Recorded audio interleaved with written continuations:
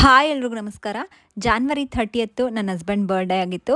So 29th night ಅಂದರೆ Wednesday night ಸಿಂಪಲ್ಲಾಗಿ cake cut ಮಾಡಿಸೋಣ ಅಂತ ಹೇಳ್ಬಿಟ್ಟು ಸೊ ಅವ್ರು ಮಲ್ಕೊಂಡಾದಮೇಲೆ ನಾನೇನು ಮಾಡ್ಕೊಂಡೆ ಅಂದರೆ ಕೇಕ್ ಈ ಸಲ ಮನೆಯಲ್ಲೇ ಮಾಡೋಣ ಅಂತ ಹೇಳ್ಬಿಟ್ಟು ಹೆಲ್ದಿ ಹೋಮ್ ಮೇಡ್ ಕೇಕ್ನ ಪ್ರಿಪೇರ್ ಮಾಡಿದ್ದೆ. ಲೈಫ್ ಲಾಂಗ್ ನಂಗೆ ನೆನಪಿರುತ್ತೆ, ಯಾಕಂದರೆ ಫಸ್ಟ್ ಟೈಮ್ ನನ್ನ ಲೈಫಲ್ಲಿ ಕೇಕ್ನ ಪ್ರಿಪೇರ್ ಮಾಡಿದ್ದು, ಅದು ಇವ್ರ ಬರ್ಡೇಗೆ. ಎಷ್ಟು ಸ್ಪೆಷಲ್ ಅನಿಸುತ್ತಲ್ಲ.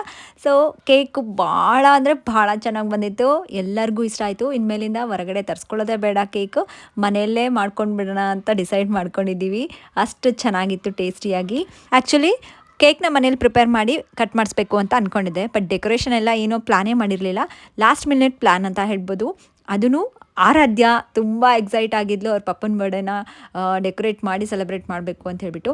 ಅವಳಿಗೆ ಲಾಸ್ಟ್ ಮಿನಿಟ್ 9:30 9:45 ಆಗಿತ್ತು. ಈ ಟೈಮಲ್ಲಿ ಅವಳಿಗೆ ಬಲೂನ್ ಸ್ವಲ್ಪ ಡೆಕೋರೇಟ್ ಮಾಡೋದಕ್ಕೆ ಬಲೂನ್ ಎಲ್ಲ ತರಿಸೋದಕ್ಕೆ ಕಳಿಸಿದ್ದೆ. ರೆಡ್ ಕಲರ್ ಬಲೂನ್ಸ್ ತೊಗೊಂಡು ಬಾ ಆ್ಯಂಡ್ ಅದ್ರ ಜೊತೆ ಕ್ಯಾಂಡಲ್ಸ್ ಅಂತ ತೊಗೊಂಡು ಬಾ ಅಂತ ಹೇಳಿ ಕಳಿಸಿದ್ದೆ.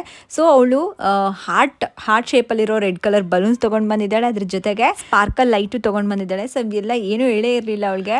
ಹಿಂಗೆಲ್ಲ ಮಾಡಿದಾಗ ಅನಿಸುತ್ತಲ್ಲ ಪೇರೆಂಟ್ಸಿಗೆ, ಹಬ್ಬ ನನ್ನ ಮಕ್ಕಳು ಎಷ್ಟು ದೊಡ್ಡವರಾಗ್ಬಿಟ್ಟಿದ್ದಾರಲ್ಲ ಅಂತ. ಆ್ಯಂಡ್ ಹೇಗೋ ಫೈನಲಿ ಅತ್ತೆ, ನಾನು ಮತ್ತು ಆರಾಧ್ಯ ಮೂವರು ಸೇರ್ಕೊಂಡ್ಬಿಟ್ಟು ಸಿಂಪಲ್ಲಾಗಿ ಡೆಕೋರೇಟೂ ಮಾಡಿದ್ವಿ. ಆ್ಯಂಡ್ ಕೇಕೂ ಕಟ್ ಮಾಡಿಸ್ತಾ ಇದ್ದೀವಿ. ನೋಡಿ, ಅವ್ರು ಮಲ್ಕೊಂಡ್ಬಿಟ್ಟಿದ್ರು. ಆ್ಯಕ್ಚುಲಿ ಈವನ್ ಲಡ್ಡುನೂ ಮಲ್ಕೊಂಡ್ಬಿಟ್ಟಿದ್ದ. ಆ್ಯಂಡ್ ಈ ಫುಲ್ ವ್ಲಾಗ್ನ ನಾನು ಯೂಟ್ಯೂಬಲ್ಲಿ ಅಪ್ಲೋಡ್ ಮಾಡ್ತೀನಿ, ಸೊ ಮರೀದೇನೆ ಚೆಕ್ ಮಾಡಿ.